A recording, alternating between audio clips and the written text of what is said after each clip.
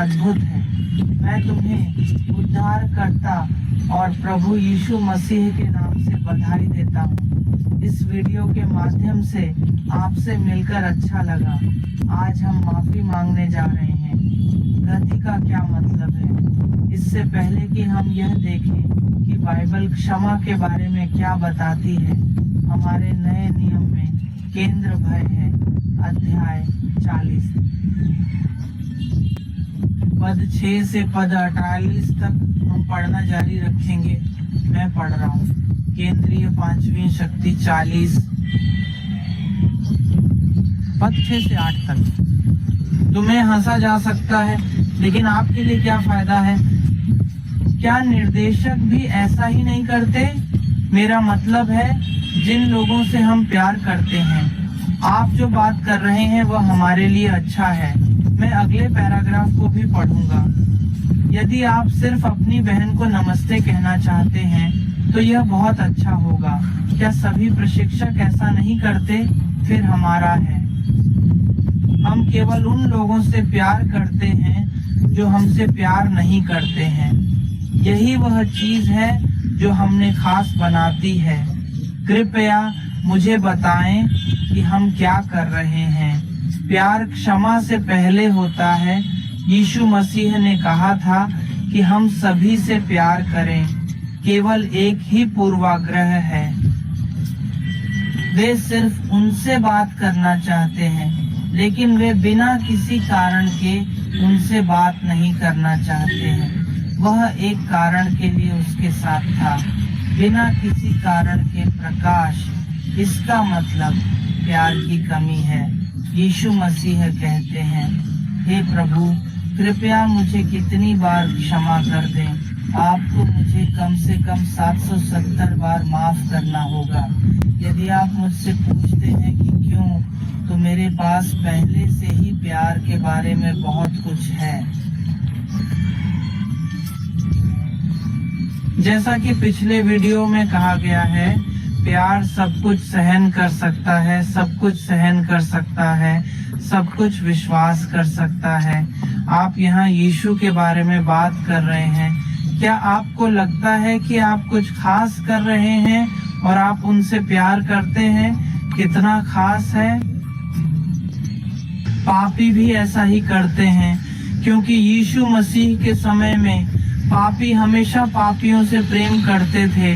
वे एकमात्र व्यक्ति हैं जो सोचते हैं कि वे अच्छे हैं। यही कारण है कि यीशु मसीह ने ऐसा कहा, सिर्फ आपकी बहन आपको बधाई दें, उसे बताएं कि आप क्या कर रहे हैं। और अगला लेख 28 पढ़ें तो पारलोकर में आपके पिता एक पूर्ण भाई की तरह हैं।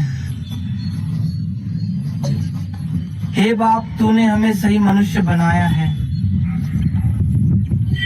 यीशु मसीह पूर्ण है, तो हमें कैसे बढ़ना चाहिए, पूरा होना चाहिए। यहाँ वह आता है, एक अच्छा आदमी, एक बुरा आदमी, सभी अच्छे आदमी सूरज को उगने और बारिश को गिरने देते हैं। वह यहाँ किसी के साथ भेदभाव किए बिना आता है। प्यार और दोष ठीक है, चाहे कोई व्यक्ति सजा देने के लिए आता है या वे पहले धर्मी हैं फिर दुष्ट हैं। भले ही वे गलतियां करते हों, उन्हें दंडित किया जाएगा। जब वह माफी मांगता है तो अल्लाह उसके गुनाहों को क्षमा कर देता है, चाहे वह जो भी हो।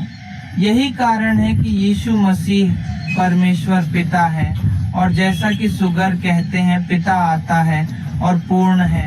वह आता है, वह अच्छा है, वह बुरा है, और हम केवल उसी के लिए नाश हो जाते हैं। हम केवल अच्छे लोगों के लिए बारिश करते हैं, केवल बुरे लोगों के लिए, केवल अच्छे लोगों के लिए बारिश करते हैं। कोई भी चर्च अमीर को पहले और गरीब को दूसरे स्थान पर नहीं रखेगा। यही यीशु मसीह ने कहा था। आप अपने पिता की तरह परिपूर्ण कैसे हो सकते हैं? यीशु मसीह परमेश्वर पिता है जिसने सभी चीजों को बनाया, परंतु आज के मनुष्य यीशु मसीह का स्वभाव नहीं है, न ही पिता के रूप में परमेश्वर का स्वभाव है। हर किसी में गुस्सा होता है, परंतु वह एक साथ बोलने के लिए आया और खुद को दूसरे स्तर पर उठाया। इसलिए आज वह कलीसिया में भी नहीं है। सभी कलीसियाएं आती हैं और यदि वे निष्पक्षता और न्याय की मांग करते हैं और कहते हैं कि वे उसके लिए उपयुक्त नहीं हैं, तो वे क्या कर रहे हैं? आज हम सिर्फ कलीसिया में ही नहीं बल्कि हमारे समाज में भी न्याय देखते हैं। यदि कोई न्याय चाहता है तो उसे न्याय नहीं मिलेगा। हम भजन संहिता में पढ़ते हैं कि यहोवा धार्मिकता का परमेश्वर है और धार्मिकता और न्याय उसके सिंहासन की नींव है। परमेश्वर न्याय को पसंद करता है। एक अच्छी मिसाल है क्योंकि अल्लाह अत्याचारी है। एक गंध है जो हमें बताती है कि मेरे न्याय के अंत में जिन लोगों को हम पढ़ने वाले हैं उनके साथ कितना बुरा व्यवहार किया गया है। एक पुजारी ने एक शब्द कहा,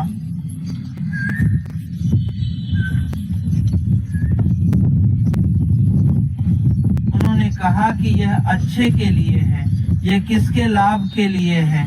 जनता के हित के लिए बोलें।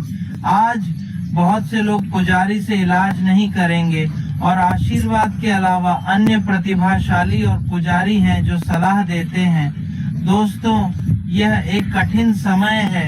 वह जहाँ भी जाता है वह पुरानी सलाह और कहावतों के बारे में बात करता है। भगवान ने सभी को आशीर्वाद दिया।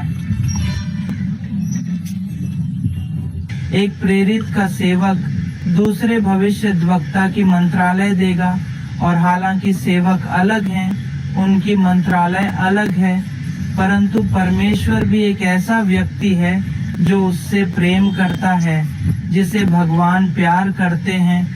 वह परीक्षा लेने के लिए नहीं आया था, बल्कि परीक्षा लेने के लिए आया था कि क्या वह वास्तव में परमेश्वर के सामने खड़ा था।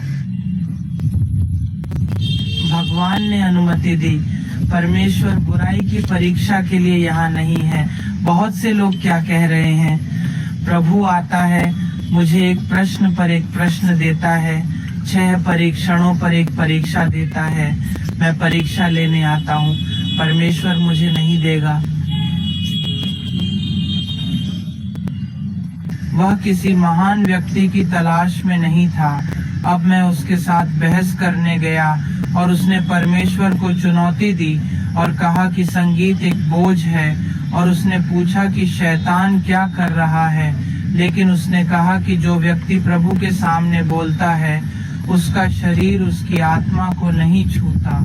आप क्यों कहते हैं कि आपकी आत्मा दर्द सहन नहीं कर सकती? परमेश्वर जानता है कि एक व्यक्ति पीड़ित होगा, शैतान निकट है। हम बाइबल में पढ़ते हैं कि यीशु मसीह ने कहा, क्या तू जाकर अय्यूब की परीक्षा नहीं करेगा? मैंने उसे जाकर उसे परीक्षा देने दिया, परंतु वह दौड़कर उसके शरीर को छू गया, न केवल उसकी आत्मा बल्कि उसके शरीर को भी छू लिया। वह अमीर देश से आया था और वह मेरा पुत्र था। आइए देखें कि अरुपामा क्या सीख रहे हैं। हम याकूब की पुस्तक में पढ़ते हैं कि यदि परमेश्वर किसी व्यक्ति के लिए कुछ खरीदने के लिए आता है तो वह उसकी परीक्षा नहीं करेगा। जब नया नियम सामने आया तो शैतान ने उसे परीक्षण करने की अनुमति दी। यही कारण है कि यीशु पीड़ित थे। वह इस आदमी से इतना प्यार करता है कि उसे परेशानी से बाहर निकालने का एक तरीका है। परमेश्वर ने परीक्षाओं के दौरान भी बचने का एक तरीका बनाया है। शैतान तुम्हारी परीक्षा में आएगा। परीक्षण से बचने का कोई रास्ता नहीं है। यीशु मसीह को परीक्षा में रखने दें। वह प्रलोभन नहीं करता, बल्कि शैतान प्रलोभन के लिए आता है। बाइबल कहती है कि कौन प्रलोभित करता है? केवल शैतान ही प्रलोभित करता है।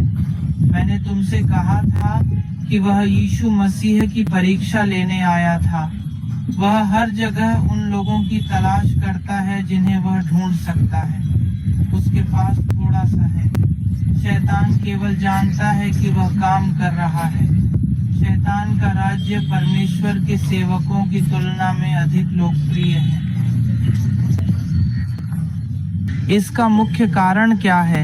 जो लोग यीशु और परमेश्वर की आज्ञाओं पर विश्वास करते हैं, जब शैतान उसके पास आता है, चलो बाकी लोगों के लिए लड़ें, भगवान ने मुझे बनाया, क्या आपने उस प्यारे आदमी को इसमें डाल दिया?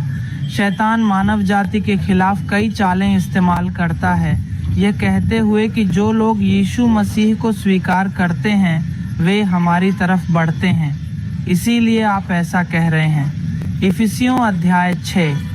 प्राधिकार। भगवान की पूरी सैन्य वर्दी पहने। हम इफिसियों अध्याय 6 में पढ़ते हैं कि हम मांस और लहू के साथ लड़ते नहीं हैं। मैंने एक ही बात पढ़ी। इससे पहले कि हम क्षमा के बारे में बात करें, बहुत कुछ कहना है। सबसे पहले परमेश्वर के प्रेम के बारे में बात करना।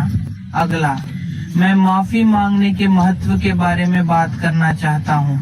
मैंने इफिसियों अध्याय 6 को पढ़ा। शैतान हमारे जीवन में है, वे एक ही चीज नहीं खरीदते हैं।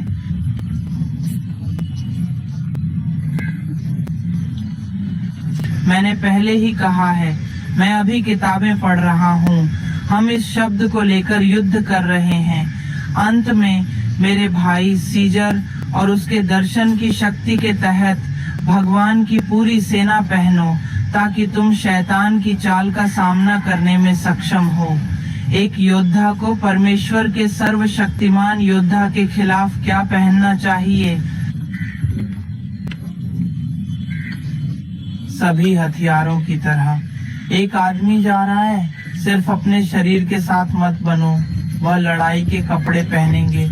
मैं अगली पोस्ट में इसके बारे में पढ़ूंगा, क्योंकि वह अगले भाग को पढ़ रहा था। क्योंकि हम मांस और लहू के मनुष्यों, अधिकारियों, ब्रह्मांड के शासकों और स्वर्ग में दुष्ट आत्माओं की सेनाओं के खिलाफ लड़ेंगे। कोई लड़ाई कर रहा है, हम स्वर्ग में बुरी आत्माओं के खिलाफ लड़ते हैं। आज हम जिस दुश्मन को देखते हैं वह ऐसा दुश्मन है जिसे हमने पहले कभी नहीं देखा है। वह शैतान है। वह शैतान किस तरह का व्यक्ति है, और वह स्वर्ग में बुरी आत्माओं की सेना के साथ भी है। उसकी एक बड़ी बैठक है। जैसा कि मैंने पुराने वीडियो में उल्लेख किया है, लूसीफर ने स्वर्गदूतों का 1/3 हिस्सा अपने पास खींच लिया है। उनका कहना है कि आज उनके पास 30 देवता हैं। क्या आपने स्नान किया है? किंवदंती में 30 लाख देवता उन अशुद्ध आत्माओं के अलावा और कुछ नहीं है।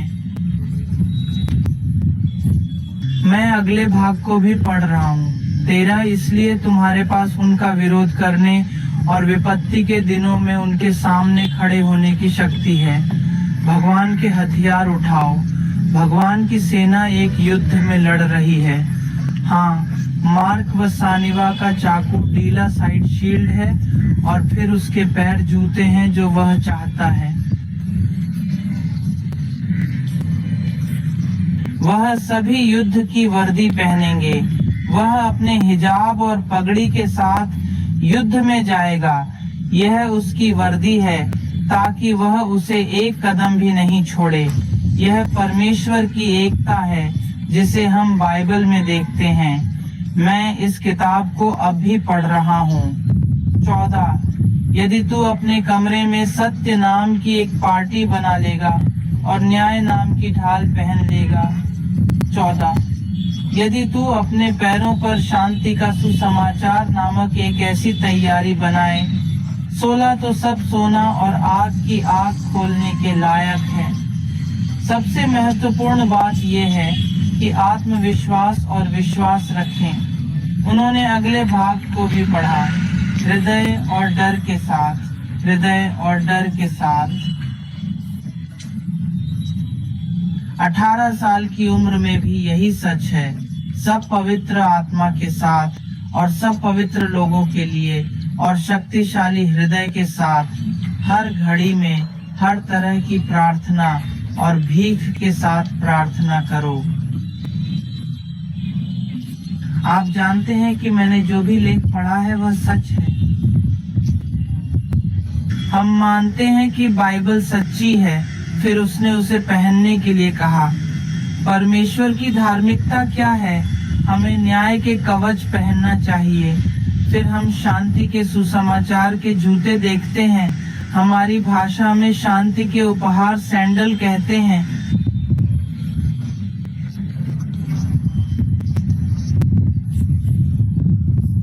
शैतान ने आग से आग की लपटों को जलाया, क्योंकि शैतान ने उसे एक के बाद एक प्रलोभन दिया, इसलिए वह उसे लगातार प्रलोभित करता रहा। यदि हम इस आग की नींव को उखाड़ फेंकते हैं और परमेश्वर के बच्चों पर हमला करते हैं, तो हम तेजी से विश्वास की ढाल से हर चीज पर हमला करेंगे, और ये विश्वास एक ढाल बन जाएगा ताकि परमेश्वर पर हमारा विश्वास कभी कमजोर ना हो। हमें उस जगह को पकड़ना चाहिए।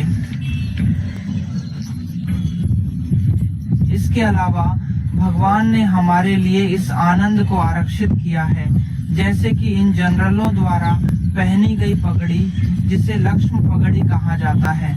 मुझे उम्मीद है कि हम तब तक सीखना जारी रख सकते हैं जब तक हम इसे खो नहीं देते। ये बहुत बहुत महत्वपूर्ण बात है। किसी भी समय प्रार्थना करें कि आपको क्या चाहिए। पवित्र आत्मा को पूरे दिन प्रार्थना करनी चाहिए। इतना ही नहीं, हमें सभी संतों के लिए प्रार्थना करने की जरूरत है, न कि केवल हमारे लिए, ताकि हम किसी भी परिस्थिति में इस दृढ़ संकल्प को छोड़ न सकें। यह एक सच्चे योद्धा की भावना है।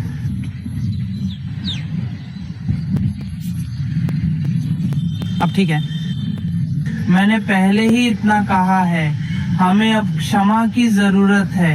मैं शैतान के प्रति परमेश्वर के प्रेम की बात कर रहा हूँ। आइए हमारी क्षमा पर एक नजर डालें।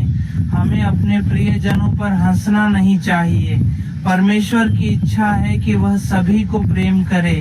जब हम एक कहानी पढ़ते हैं तो परमेश्वर कहानी को पूरा करना चाहता है। परमेश्वर हमेशा सच बोलता है। वह हमेशा एक गुप्त मालिक और दाख की बारी के मालिक के रूप में खुद के पास आता है और एक गुप्त तरीके से बोलता है। अध्याय 18 भी एक घटना है।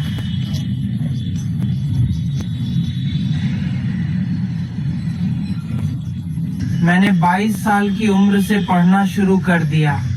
आपने सुना है कि मैंने पहले ही क्या कहा। यह सिर्फ वचन नहीं है जो यीशु ने पद 22 में कहा। मैं यह बताना चाहता हूँ कि मैं किस बारे में बात कर रहा हूँ। जब मैं अगले छंद को पढ़ता हूँ तो पाला लोगला राज्य एक राजा की तरह है, जिसे अपने सेवकों के साथ खाता रखना पड़ता है। राजा के पास देखने के लिए एक खाता है। मैंने पद 24 को पढ़ा। वह खातों को देखने आता है, क्योंकि दास अपने कर्ज का भुगतान करने में असमर्थ था। इसलिए उसके स्वामी ने उसे आज्ञा दी कि वह और उसकी पत्नी और उसके बच्चों और जो कुछ उसके पास है वह अपने कर्ज का भुगतान करने के लिए बेच दे, क्योंकि यीशु मसीह यहाँ कहते हैं, स्वर्ग अपने गुरु का सेवक कैसे बन गया। वह अपने सभी खातों की बारीकी से जांच करेगा। ऐसा हो सकता है क्योंकि कुछ ऋण का भुगतान नहीं किया गया है। जब मालिक ने उसे नौकर को दिया तो उसने कहा, आपकी पत्नी और बच्चे क्या कर रहे हैं? मेरे रब, मैं आपको नहीं बता सकता। मुझे गणना करने में समय लगेगा।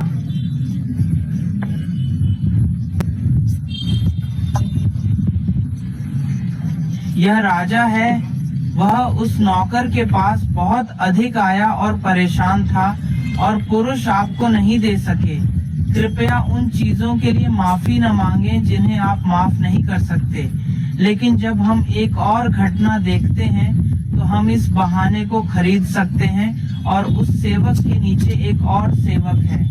लेकिन एक बात है कि वह आता है और दया जमान से क्षमा प्राप्त करता है, लेकिन जब वह आता है तो वह उसके नीचे है और एक सेवक के रूप में वह क्षमा नहीं कर सकता है।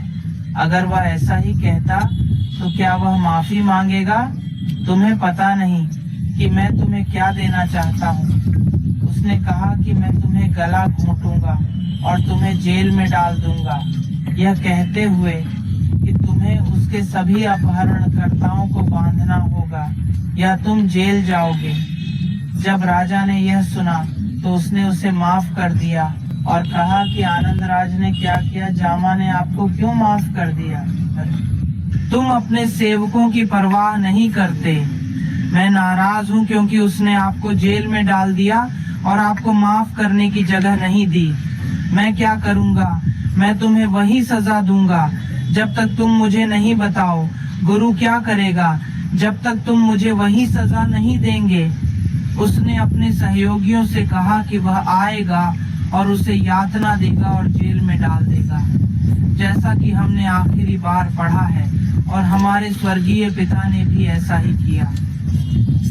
35 यदि तुम और तुम्हारे भाई ने कोई गलती नहीं की तो तुम्हारा स्वर्गीय पिता अर्थात हमारे स्वर्गीय पिता भी ऐसा ही होगा। यदि हमारा प्रभु यीशु मसीह हमारे पापों को माफ नहीं करता है तो हम अपने पापों को क्यों नहीं माफ करते?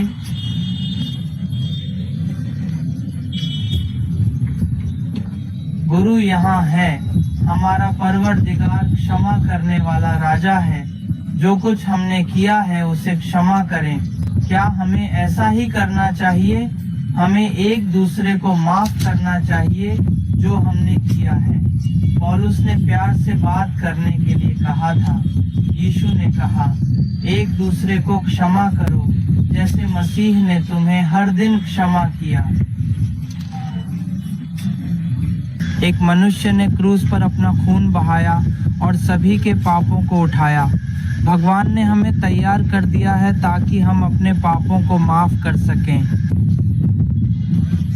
कुनासा तैयार है, हमने खुद को भी तैयार किया है, जिसका अर्थ है कि हमें दूसरों को भी क्षमा करने की जरूरत है जैसे परमेश्वर हमें क्षमा करता है।